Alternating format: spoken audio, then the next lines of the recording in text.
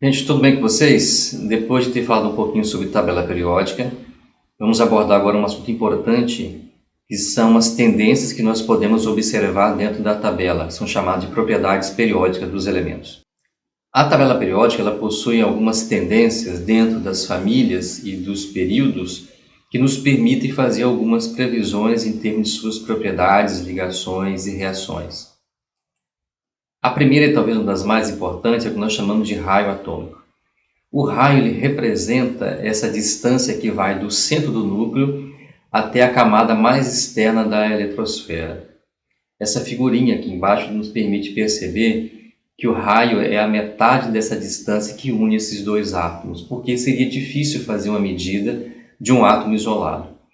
Agora, transportando isso para dentro da tabela, a gente observa nessa tabela representativa aqui que existe uma certa tendência. Os átomos eles vão ficando maiores à medida que nós descemos nas camadas, nos níveis. E eles vão ficando menores à medida que nós caminhamos para a direita. Então você pode dizer que nas famílias o raio cresce de cima para baixo e nos períodos o raio cresce da direita para a esquerda. Essa figura aqui nos permite entender melhor o que está acontecendo. Observe que quando você muda de nível, o átomo fica maior, porque ao mudar de nível você acrescenta uma camada. Entretanto, no mesmo nível, à medida que nós caminhamos para a direita, dentro do período, o átomo vai ficando menor, ou seja, o raio vai ficando menor. Por que isso acontece? A explicação para isso está no aumento da carga nuclear. Toda vez que você caminha para a direita, você aumenta um próton no núcleo do átomo. Isso influencia na atração dos elétrons. Os elétrons serão mais fortemente atraídos, fazendo com que o átomo fique menor. Essa é uma tendência que ocorre dentro dos períodos e não é exatamente linear, porque nós temos um chamado efeito de blindagem. Observe que nós chamamos de carga nuclear efetiva. Os elétrons eles estão sob o efeito da carga do núcleo. Entretanto, os elétrons mais distantes do núcleo, eles não sentem exatamente a mesma carga, porque os elétrons que estão à frente sofrem, ou como se fornece uma influência em termos de bloquear o efeito da carga do núcleo. Isso é chamado de carga nuclear efetiva. Isso explica exatamente por que nessa figura esses átomos eles não têm um aumento ou diminuição do raio de uma forma linear, por causa justamente desse efeito chamado de efeito de blindagem. Agora, observando os cátions e ânions, podemos fazer uma correlação. Nessa figura aqui à esquerda, é possível perceber que os cátions eles são ligeiramente menores do que os átomos do qual eles são formados. Um exemplo aqui do lítio, o cátion de lítio é menor do que o átomo de lítio. Isso ocorre porque o cátion ele perde elétron e ao perder elétron, o átomo fica menor, ou seja, você tem um cátion menor do que o próprio átomo. Isso acontece de uma maneira geral com os cátions. Por outro lado, os ânions eles recebem elétrons e ao receberem elétrons eles ficam maiores. Então é de se esperar que os ânions sejam maiores do que os átomos dos quais eles são formados. Uma outra propriedade importantíssima é o que nós chamamos de energia de ionização. Para se arrancar um elétron de um átomo, é necessário fornecer energia. Quanto maior a energia necessária para se arrancar esse elétron, maior é essa energia de ionização. Então, o que a gente pode entender? Que essa energia de ionização ela vai seguir no caminho oposto ao raio atômico. Se o raio diminui, ou seja, se o átomo fica menor, o elétron fica mais próximo do núcleo, ou seja, mais atraído pelo núcleo, então é mais difícil arrancar esse elétron. Portanto, a energia necessária para arrancar esse elétron tem que ser maior. Então, a energia de ionização ela vai crescer da esquerda para a direita, no sentido oposto ao raio atômico, e vai crescer de baixo para cima, também no sentido oposto ao raio atômico.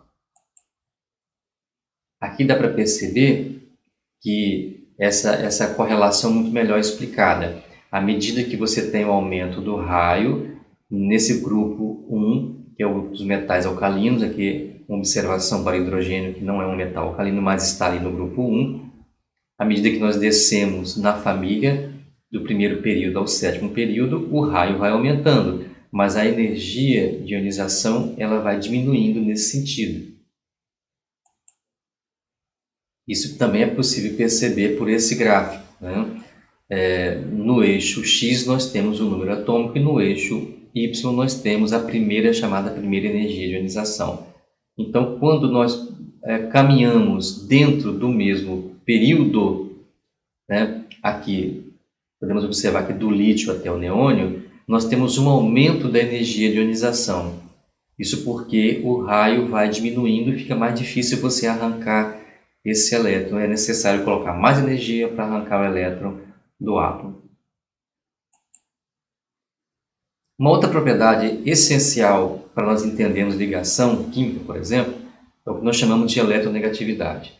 Essa capacidade que o átomo tem de atrair elétrons para o seu lado é chamado de eletronegatividade. E a eletronegatividade ela será maior quanto maior for a relação carga-raio. Então, observando aqui a tendência, ela segue a mesma tendência da energia de ionização. Ou seja, quando cresce a energia de ionização, cresce também a eletronegatividade. E, obviamente, podemos correlacionar com o raio. Então, também a eletronegatividade segue o caminho oposto do raio atômico. Quanto menor o raio, maior a eletronegatividade. Nesse sentido, podemos observar na tabela, colocando nessa ordem, que de baixo para cima e da esquerda para a direita, nós chegamos a essa ordem de elementos, no qual o flúor é o elemento mais eletronegativo de toda a tabela periódica. Uma outra propriedade também interessante é o que nós chamamos de afinidade eletrônica. O átomo ele é formado de níveis e subníveis energéticos. Cada um desses níveis e subníveis tem uma energia quantificada, de modo que, para arrancar um elétron, nós precisamos colocar energia. Entretanto, quando entra um elétron no átomo, nós temos a saída de energia. Então, a afinidade eletrônica nada mais é do que a energia liberada quando um elétron se liga a um átomo no estado gasoso e esse átomo de forma isolada, né? Essa energia liberada é chamada de afinidade. Essa afinidade também segue a mesma tendência oposta ao raio atômico. Quanto menor o raio atômico, maior a afinidade. Por isso, podemos dizer que a afinidade eletrônica cresce de baixo para cima e da esquerda para a direita. A eletropositividade seria o oposto da eletronegatividade. A eletronegatividade é a tendência do elemento a atrair elétrons para o seu lado. A eletropositividade é o contrário, é a capacidade desse elemento ceder elétrons, ou seja, é uma medida do seu caráter metálico. Quanto maior a sua eletropositividade, mais eletropositivo é esse elemento. E aí nós vamos observar agora que segue exatamente a mesma tendência do raio atômico. Por quê? Quanto maior for o elemento, quanto maior o seu raio, mais fácil é se arrancar um elétron dele, porque o elétron vai estar distante do núcleo, ele vai estar sofrendo uma influência menor, tá? Já pode ter sofrido um efeito de blindagem através e tendo uma carga efetiva muito menor. Então, para um átomo maior, é mais fácil se arrancar um elétron. Então, por isso, a quantidade de energia é menor para átomos maiores e a quantidade de energia é maior para átomos menores. Nesse sentido, então, a eletropositividade ela cresce da direita para a esquerda e cresce de cima para baixo, seguindo a tendência do raio, ou seja, átomos maiores são mais eletropositivos, átomos menores são mais eletronegativos. Nesse organograma, dá para entender de uma maneira geral como que essa tabela ela é construída e algumas explicações que são relativas a descobertas, por exemplo, do número atômico e também das suas propriedades periódicas. Sugiro que vocês deem uma olhada nesse fluxograma para que possam entender melhor como isso funciona. De um modo geral, então, podemos dizer que quanto maior o tamanho do átomo, menor será a sua energia de ionização e menor será a sua eletronegatividade. Ou seja, o átomo será mais metálico, ou seja, terá um maior caráter metálico e tem maior reatividade química. Entretanto, se o átomo tem um tamanho menor, ou seja, quanto menor o tamanho do átomo, maior será a sua eletroafinidade ou sua afinidade eletrônica e maior será a sua eletronegatividade.